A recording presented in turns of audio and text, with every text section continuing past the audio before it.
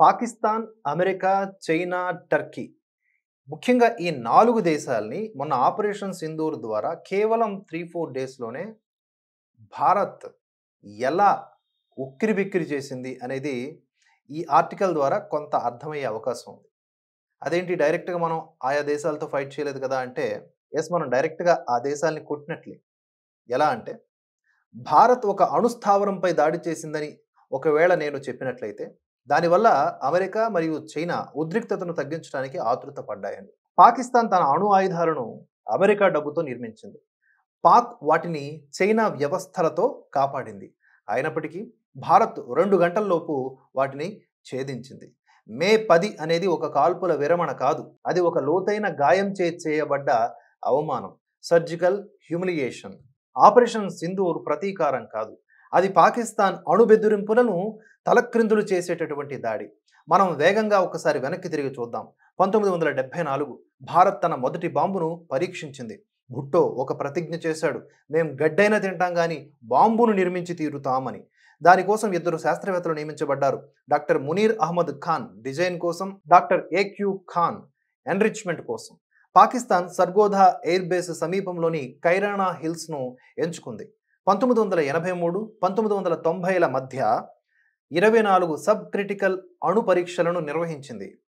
వారు విడదీసి దాచే వైఖరిని అవలంబించారు. అంటే వార్‌హెడ్, డెలివరీ, ట్రిగ్గర్ అన్నీ కూడా విడివిడిగా నిల్వ చేయబడ్డాయి. 9/11 తర్వాత అంతర్గత తిరుగుబాట్ల భయంతో అమెరికా న్యూక్లియర్ సెక్యూరిటీ సపోర్ట్ ప్రోగ్రామ్‌ను ప్రారంభించింది.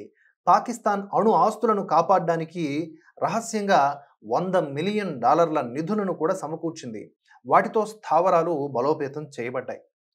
కైరానా హిల్స్ అణు బంకర్లు, జాకోబాబాద్ F-16 షెల్టర్లు, సర్గోధా F-16లతో డెలివరీ హెడ్ క్వార్టర్స్ అన్నమాట. ఇలా వీటికి రక్షణ వ్యవస్థలు కూడా స్థాపించబడ్డాయి. ఎలా అంటే ఫ్రమ్ ది చైనా చూసుకుంటే HQ-9B SAMS, YLC-8B రాడార్లు, ZDK-03 AWACS ఇవన్నీ కూడా ఫ్రమ్ ది చైనా.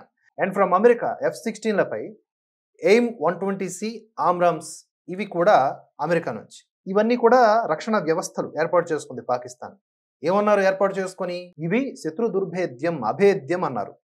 కానీ మే 10, 2025న భారత్ దాడి చేసింది. బ్రహ్మోస్ ఏ బహుశా స్పైస్ 2000 MPR బాంబులను ఉపయోగించి చేసుండొచ్చు. లక్ష్యాలు సర్గోధా డిస్పరల్ జోన్, కిరాణా హిల్స్ అణుబంకర్లు, జాకోబాబాద్ F-16 షెల్టర్లు. ప్రభావం ఏమైంది? బంకర్లు ఛేదించబడ్డాయి. కైరానా లోపల కుంగిపోయింది. ఫిసైల్ హీట్ సిగ్నేచర్లు రేడియో ధార్మిక సమస్యను సూచిస్తూ ఉన్నాయి. మరి భారత్ ఎలా సాధించింది? RISAT 2BR-1, EMISAT, Cartosat 3 radar blind స్పాట్లను మ్యాప్ చేసింది. హోరాన్ టీపీ UAVలు గుర్తించబడిన విధంగా సంచరించాయి. ఇవి కాక GSAT-7 Rukmini, SIGINT relay, China రాడార్లు ఏమీ పసిగట్టలేకపోయాయి. అమెరికా రేథియాన్ వ్యవస్థలు చీకట్లోనే ఉండిపోయాయి. అప్పుడు సంకేతాలు బయటకు వచ్చాయి. కరెక్ట్గా 1:44 జాకోబాబాద్ సమీపంలో 4.0 తీవ్రతతో భూకంపం. 10 కిలోమీటర్ల లోతు అధికారికంగా ప్రకటించబడింది భూకంపం. అనధికారికంగా నిర్మాణం కూలడం. అప్పుడు beach craft B-350 AMS America department of energy radiation విమానం కైరానా పైన కనిపించింది. ఈజిప్షియన్ విమానం EGY-1916 రావల్పిండిలో దిగింది. రేడియేషన్ను అణచివేయడానికి బోరాన్ను తీసుకువచ్చినట్లుగా అనుమానిస్తూ ఉన్నారు. మే 12, 2025 అమెరికా డిపార్ట్మెంట్ ఆఫ్ ఎనర్జీకి చెందినటువంటి ఒక రిటైర్డ్ విమానం అణు ఆస్తి నిర్వహణకు సంబంధించినది ఒక గుర్తించని స్థలం వైపు ఎగురుతూ ట్రాక్ చేయబడింది. ఇదంతా యాదృచ్ఛికమా? లేక పాకిస్తాన్ వార్ హెడ్లు ఉపయోగరహితమై రహస్యంగా తరలించబడి నాశనం చేయబడుతున్నాయా? ISPR పాక్ రక్షణ విభాగం బ్రీఫింగ్ లేదు. పెంటగాన్ నుండి ఖండన లేదు. చైనా పత్రిక ప్రకటన లేదు. కానీ కైరానా నుండి గ్రామస్తులు ఖాళీ చేయబడ్డారు. చైనా ఇంజనీర్లు వెనక్కి తీసుకోబడ్డారు. అమెరికా టెక్ సిబ్బంది రీకాల్ చేయబడ్డారు. వాషింగ్టన్లో క్లోజ్డ్ డోర్ బ్రీఫింగ్లు. విలన్ ఎవరు? పాకిస్తాన్ మాత్రం కాదు. చైనా రక్షణ వ్యవస్థ నిర్మించింది. అమెరికా దీనికి నిధులు సమకూర్చింది. భారత్ ట్వీట్ చేయలేదు, గొప్పలు చెప్పుకోలేదు, కేవలం నిశ్శబ్దంగా నిష్క్రమించింది. ఖచ్చితంగా తిరస్కరించలేనిది ఇది. ఇప్పటికీ మే 10ని దౌత్యపరమైనదని అనుకుంటున్నారా? ఆకాశం గుర్తుంచుకుంటుంది. మనము గుర్తుంచుకుంటాం. రుజువులు ఏంటి అంటే ఫ్లైట్ పాత్‌లు, భూకంప రికార్డులు ఉన్నాయి. వాటితో ఏం చేయాలో మీరే నిర్ణయించుకోండి అంటున్నారు ఫాతిమా జర్నలిస్ట్. కనుక అమెరికా వస్తేనో, చైనా వస్తేనో మీడియేషన్ చేస్తే భారత్ లొంగిపోయింది, కృంగిపోయిందని కాదు. మనం కొట్టిన దెబ్బకి కైరానా అక్కడ కృంగిపోవడమే కాదు, కకావికలం అయిపోయింది. దాంతో ఏం చేయాలో పాలుపోక, అమ్మో! భారత్ ఇంతగా విజృంభించిందా? Within span of 3 days. ఇంకా చెప్పాలంటే అటాక్ టైమ్ హవర్స్ ఓన్లీ. దీంతో కొంచెం జాగ్రత్తగా ఉండాలి. ఇన్నాళ్ళు చేసినటువంటి ఇన్వెస్ట్‌మెంట్‌లు, మన యొక్క మార్కెటింగు, డ్రోన్‌లు గానీ, ఈ యొక్క మిగ్ విమానాలు గానీ కుప్పకూలిపోతాయి. సెన్సెక్స్ ఇప్పుడు మన దేశంలో ఎలా ఉంది? ఇతర చైనా అండ్ పాకిస్తాన్‌లో ఎలా ఉందో చూసుకోండి ఒకసారి. ఇవన్నిటికి కారణం ఏంటి? కనుక ఇది దిగమింగుకోలేక ట్రంప్ ఆ రోజు నుంచి కూడా తెగ గింజుకుంటూ ఉన్నటువంటి పరిస్థితుల్ని మనం గమనించొచ్చు. ఇలాంటి సమయాల్లో భారత్ తరపున మాట్లాడాలి.